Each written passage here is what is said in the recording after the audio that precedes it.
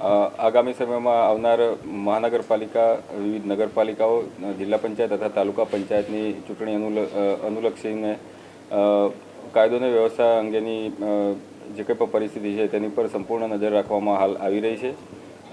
વિવિધ અટકાયતી પગલાં, માથાભારે શખ્સો ઉપર જે કાર્યવાહી કરવાની છે, હિસ્ટ્રી શીટર જે છે એમની ઉપર અટકાયતી પગલાં લેવા, 107, 151 બુટલેગરો છે એમની ઉપર વારંવાર કેસ થતા હોય તો પ્રવૃત્તિ 93ની જે અટકાયતી પગલાંની કામગીરી છે એ સતત કરવામાં આવી રહી છે.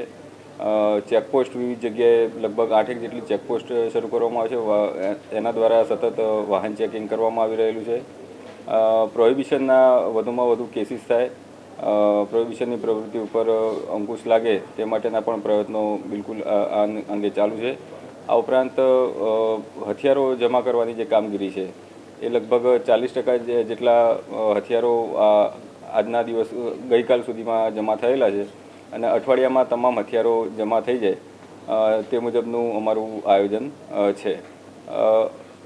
અલગ અલગ ધારો કે મતગણતરી કેન્દ્ર છે તો ત્યાંનો જે બંદોબસ્ત છે એનું અત્યારથી પ્લાનિંગ કરવામાં આવ્યું છે.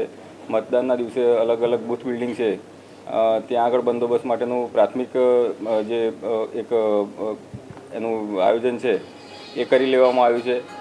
સ્ટ્રોંગ રૂમ છે એનું પણ આયોજન કરી લેવામાં આવ્યું છે. અત્યારે હાલ ઈવીએમ જે છે ત્યાં આગળ ગાર્ડ મૂકવામાં આવેલી છે. આમાં ચૂંટણીને લગતા જેટલા પણ પાસાઓ છે એ તમામનું પૂરેપૂરું આયોજન કરવામાં આવેલું છે.